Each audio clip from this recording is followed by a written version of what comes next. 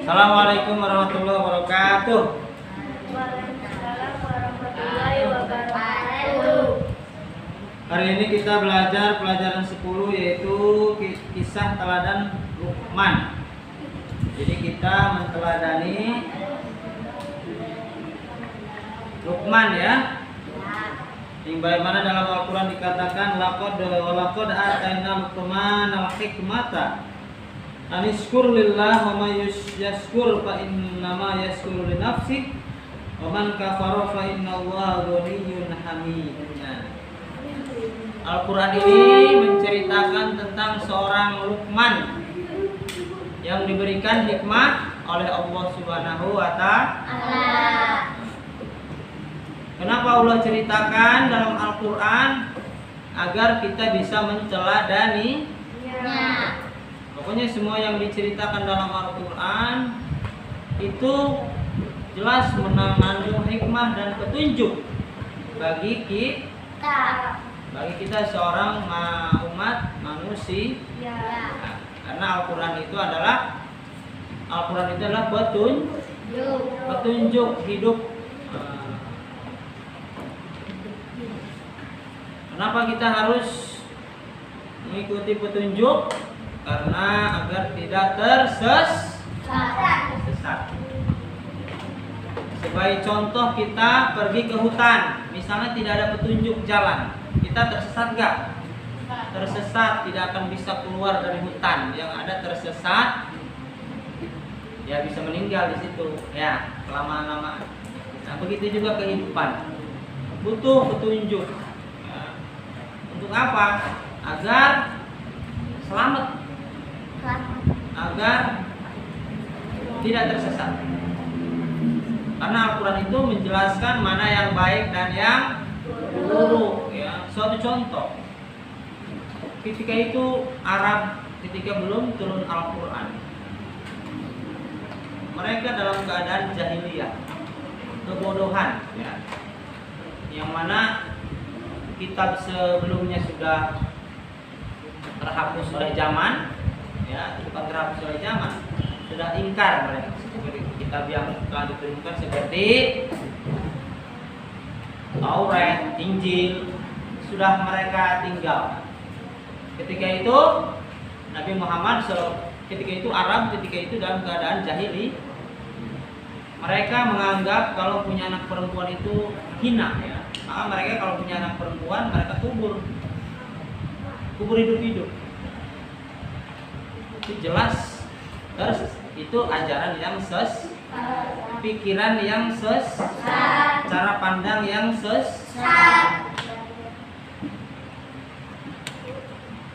Terus mereka ya begitulah. Pokoknya derajat perempuan dihinakan oleh kaum jahiliyah. Punya istri aja berapa aja, puluhan apa. Karena begitu. Jadi ketika itu namanya gelap gulita dari petunjuk Allah. Ketika itu Allah mengutus Nabi Muhammad dan membawa Al-Quran sebagai petunjuk.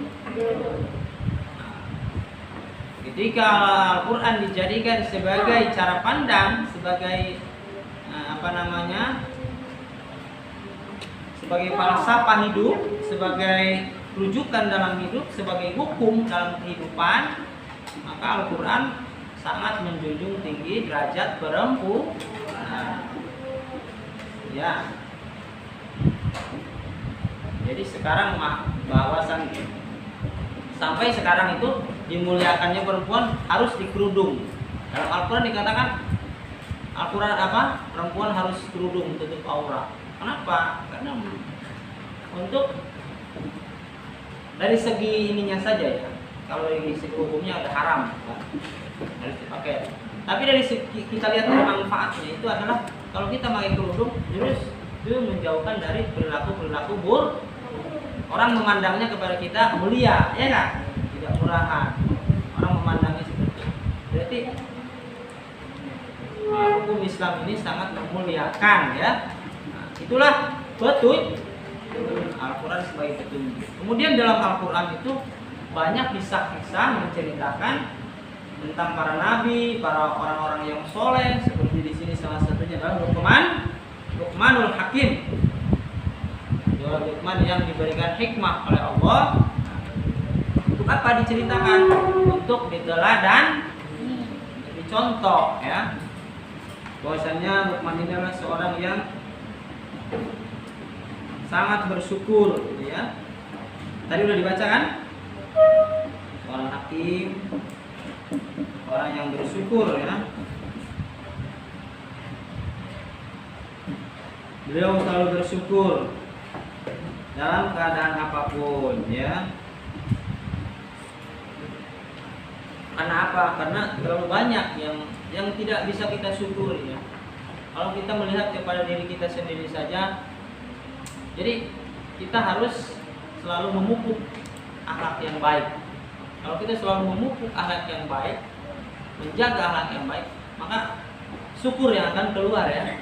Syukur masih bisa minum, bersyukur masih bisa berjalan, dikasih hidup, bisa makan enak. Kalau dikasih sakit capek, bersyukur bisa sekolah. Coba orang lain ada yang belum, ada yang tidak sekolah misalnya. Tapi kalau kita menjaga akhlak yang baik, mengikuti sifat-sifat yang baik, seperti disebut Luqman di sini. Tapi kalau kita tidak menjaga akhlak yang baik, maka akhlak yang buruk yang akan menguasai hati kita. Maka dia akan bahwasanya ngedumel mulu ya. Oh, saya nggak punya duit, saya nggak punya apa, pengen ini, pengen itu kan. Itu ya. Kalau kita tidak menjaga akhlak baik, tidak mencontoh perilaku yang baik, maka akhlak yang buruk yang akan menguasai jiwa kita.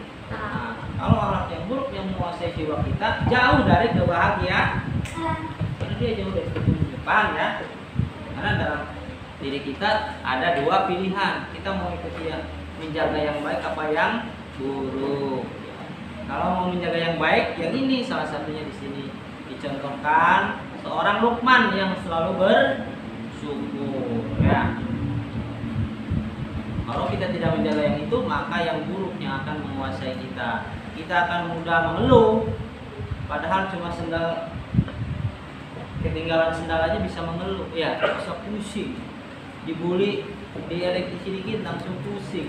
Nah, padahal itu semua kalau hanya bisikan dari setan saja. Jadi kata Rasul, jangan marah, jangan marah.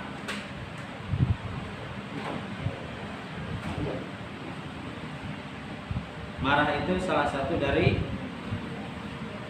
ya. Kalau marah itu karena Allah. Contoh marah karena Allah beda. Itu seorang orang tua misalnya menyuruh sholat, kalian tidak sholat, marah. Itu marah karena Allah ya. Kamu tidak ngaji, orang tua marah, itu marah karena Allah. Bagus dan harus. Tapi kalau marah dengan sesuatu yang selain itu tidak boleh kalau misalnya. Paham ya? Misalnya hanya sendal dilemparin saja sampai marah, nggak bisa. Begitu mah ya. Hanya ketinggalan pulpen saja, ngambek-ngambek sama mamanya nggak dimasukin. Baiklah, ini aja penjelasannya. Tugasnya tulis ini sama artinya. Kalau kata Luqman halaman 82 sampai 83, Arabnya sama artinya. Assalamualaikum warahmatullahi wabarakatuh. Panjangan.